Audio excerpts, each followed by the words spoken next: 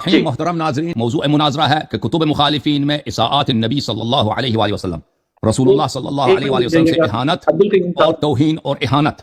تو اس موضوع پر آپ کی خدمت میں بہت سارے مواد ہم پیش کرتے ہیں مخالفین کی کتابوں ہی سے۔ ہمارا شیعوں کا عقیدہ ہے کہ رسول اللہ صلی اللہ علیہ وآلہ وسلم سے اللہ تعالیٰ نے کسی کو افضل خلق ہی نہیں کیا، چاہے وہ انبیاء ہوں چاہے ملائکہ ہوں۔ تو یہ طویل حدیث ہے، اس میں بہت سارے ایسے استدلالات ہیں کہ کیوں رسول صلی اللہ علیہ وسلم کی اپنی زبان سے کہ کیوں ملائکہ سے افضل ہے، کیوں انبیاء سے افضل ہے۔ اس طرح کی روایات ہمارے کتب میں بے حد و بے مثال ہے۔ ہمارے نزدیک حضرت رسول صلی اللہ علیہ وآلہ وسلم تمام انبیاء سے افضل ہے، تمام ملائکہ مقربین سے افضل ہے۔ اچھا، جب یہ بات ہوئی تو میرے محترم ناظرین آتے ہیں کہ ان کے کتب میں رسول اللہ صلی اللہ علیہ وسلم سے اساءات اور اہانات۔ ملاحظہ کریں میرے محترم ناظرین، قرآن مجید میں سورہ آل عمران میں اللہ تعالیٰ کا ارشاد ہے، ان اللہ اصطفى آدم و نوحا، اللہ تعالیٰ نے چنا ہے، برتری عطا کی ہے حضرت آدم علیہ السلام کو و حضرت نوح علیہ السلام کو۔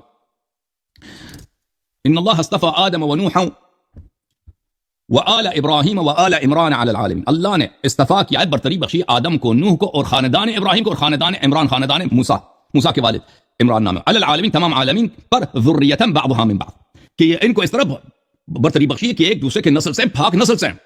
واللہ سمیع علیم، اللہ تعالیٰ سمیع علیم ہے۔ تو انبیاء، بقیہ انبیاء کیا ہیں؟ بقیہ انبیاء کو اللہ نے استفا کیا، ان کے خاندان کو، آل ابراہیم، خاندان ابراہیم کو اور خاندان عمران کو اللہ تعالیٰ نے برتری بخشی۔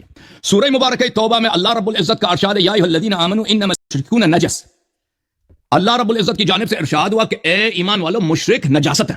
مشرکین کیا ہے؟ ناپاکی ہیں، پلیدی ہیں، نجاست ہے۔ تو اب ان لوگوں کا عقیدہ کیا ہے رسول اللہ صلی اللہ علیہ وسلم کے متعلق؟ رسول اللہ صلی اللہ علیہ وسلم کے متعلق ان کا عقیدہ ملاحظہ کریں، بخاری میں ایک حدیث ہے کہ اللہ تعالیٰ کی جانب سے کہا یشتمنی ابن آدم، اس کے ذیل میں فتح الباری میں جزء سادس، یہ صفحہ نمبر 332، اس میں حافظ ابن حجر فرماتے ہیں یشتمنی ہوا الشتم هو الوصف بما يقتضي النقص، گالی بولتے ہیں کس کو؟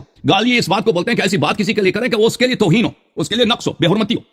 اب ملاحظہ کریں میرے محترم ناظرین، ان کے کتابوں میں ان کے اعلام کا اجماع ہے کہ رسول اللہ صلی اللہ علیہ وسلم کے والدین کریمین دونوں کافر بھی تھے، نعوذ باللہ، مشرک بھی تھے، نعوذ باللہ، نجس بھی تھے، نعوذ باللہ، اب بھی جہنم میں۔ والد والدہ حضرت عبداللہ علیہ السلام اور حضرت آمنہ بنت وہب، اور اس سے بڑھ کر کیا توہین ہو سکتا ہے ہمارے سردار انبیاء صلی اللہ علیہ وسلم کو کہ ان کو آپ جو ہے ماں باپ دونوں طرف سے آپ ان کو کافر زیادہ، مشرک زیادہ، نجس زیادہ بنا دیں۔ ابھی میں نے قرآن کی آیت دکھا دی کہ مشرکون نجس۔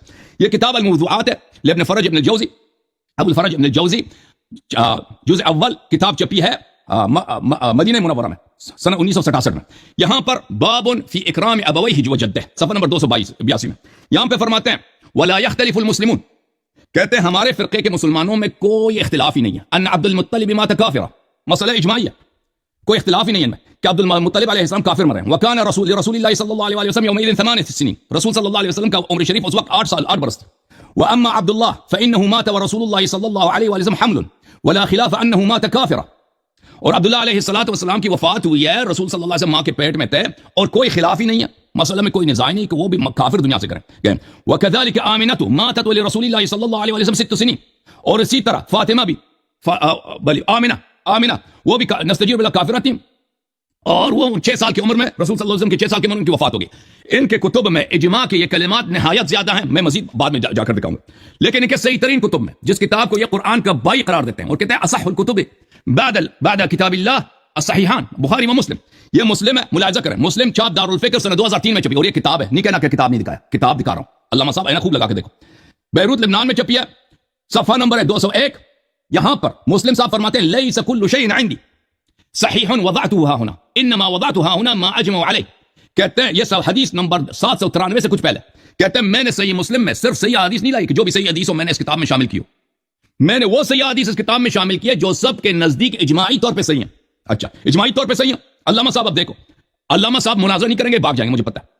یہ ملاحظہ کریں، اسی مسلم میں صفحہ نمبر 127 میں یہ باب ہے، کتاب الایمان میں ایک باب ہے کہ جو کفر پہ مرے، ان من مات علی الکفر وهو فی النار، جو کفر پہ مرے وہ جہنمی ہے، اور اس کو شفاعت کرنے والوں کی شفاعت مفید نہیں ہوگی۔ اب آپ کہتے ہو کتاب میں سے دکھاؤ، چلو یہ کتاب سے بھی دکھاتے ہیں نا، کتاب ہے، کتاب سے یہ مسلم، علامہ صاحب، علامہ اسن مفتق جی کہتا ہے کتاب سے دکھاؤ جی، وہ پی ڈی ایف بھی کتاب ہے، پرنٹڈ بک، یہ کاغذ والی کتاب بھی کتاب ہے، کوئی نہیں کہہ سکتا کہ پی ڈی ایف کتاب نہیں ہے۔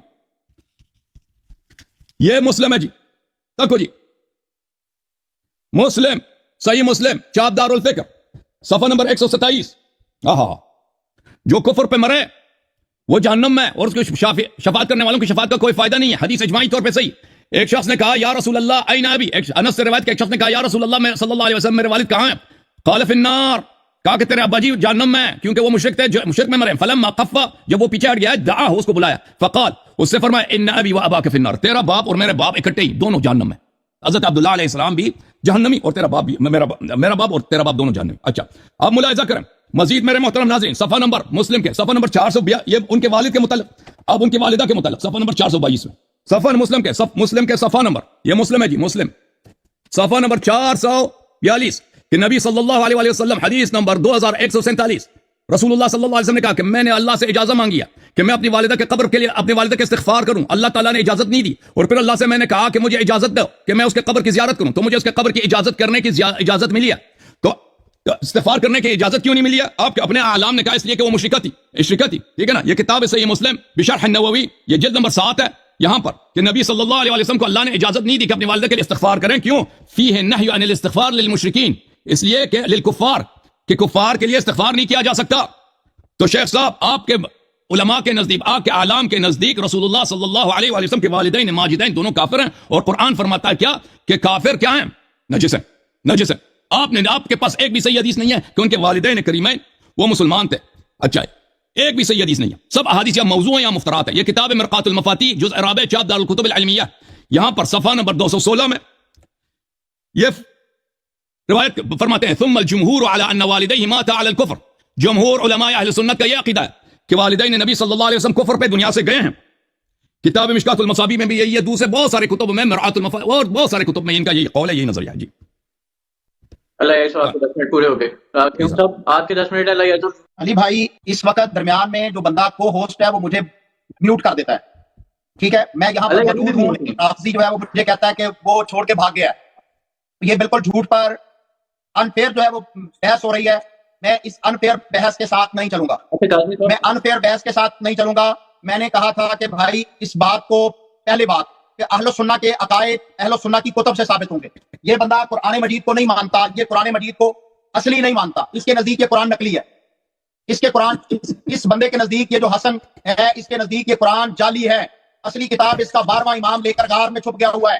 اصلی قرآن اس کے نزدیک یہ جو سامنے بیٹھا ہوا ہے وہ قرآن سیدنا علی رضی اللہ عنہ نے، اصلی قرآن سیدنا علی رضی اللہ عنہ نے غیب کر دیا تھا. اصول کافی کے اندر لکھا ہوا ہے کہ انہوں نے کہا تھا کہ آج کے بعد تم وہ قرآن نہیں دیکھو گے، ٹھیک ہے. اصلی قرآن انہوں نے، ان کے بقول یہ قرآن نہیں ہے، ٹھیک ہے. جب ان کے میرے اس قدر اصول کا اختلاف ہے، عقائد کا اختلاف ہے، تو پہلی بات یہ طے ہونی چاہیے کہ جو اہل سنہ کی احادیث اہل سنہ کی عقائد سے ثابت ہوگی، مرفوع روایت ہوگی، وہ ہمارا ایمان، ہمارا عقیدہ ہوگا. ہمارا فریق مخالف اگر ہمارے ایمان اور عقیدے پر طعن کرے گا تو اس کو کیسے حق پہنچتا ہے کہ وہ جو ہے وہ بات کرے.